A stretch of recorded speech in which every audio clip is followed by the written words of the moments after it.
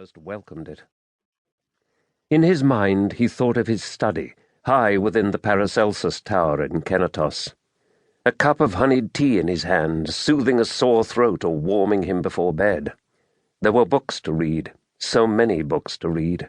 Books written by the Vettier on plants and spirit life.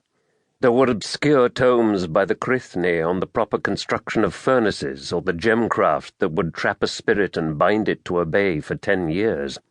Even more obscure, the writings of the Priachan on lurid trading or the gossip of kings and thrones in distant lands, of queens and killers and the diplomacy of poison.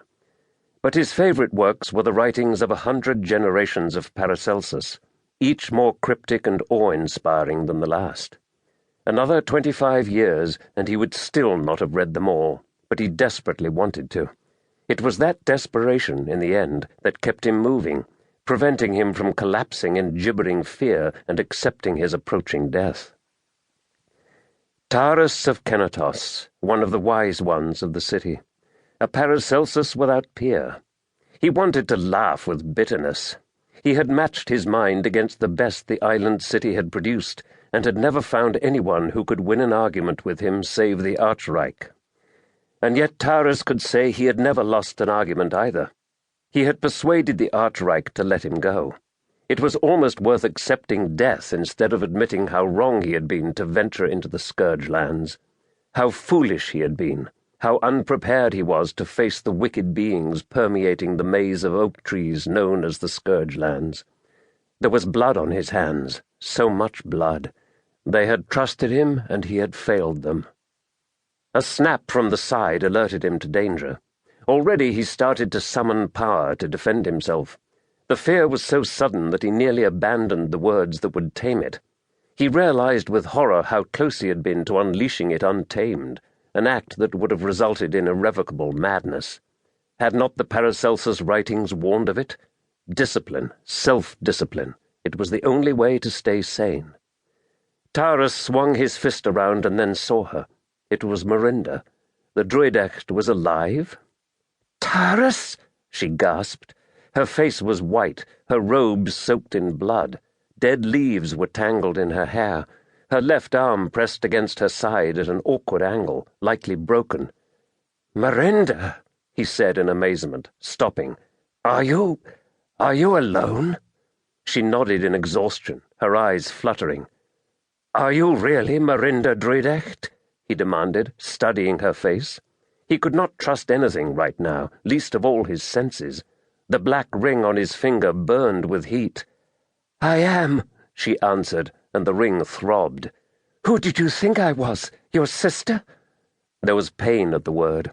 He clenched his teeth, trying to control it. "She died long ago, Miranda, long ago. Do you know where you are?" Miranda nodded, approaching. She doubled over in pain. "I am weak, Tyrus, but I know how to escape. I know the way out, but they hunt me. They are coming again. I lack the strength." "Where is Abu Jaud?" Tyrus asked. "He would not have left your side unless—" He choked, unable to say it. Abu Jaud was a bhikkhu, the most talented bhikkhu in a generation, a natural with any weapon or with his hands and feet alone. Surely he would have survived the Scourgelands. Tyrus had assumed Miranda would have fallen first. "Dead," Miranda said flatly. "I am tired, Tyrus, so tired. Will you walk with me a ways?" "I am hunted as well, Miranda," he said, pained by her plea. If he slowed for her, they would both die. He had to live. He had to live to describe what they had found.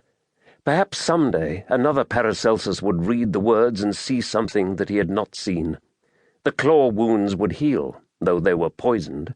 He knew the cures for poisons. The guilt would possibly drive him mad, yet one of them had to survive. One had to warn the Archreich of the next plague that was coming. "I know, Tyrus. I can help you if you help me. I know the way out. I can help you escape, but you must promise me. You must help me."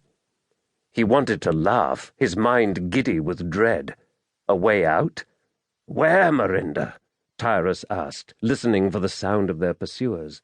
The howling had stopped.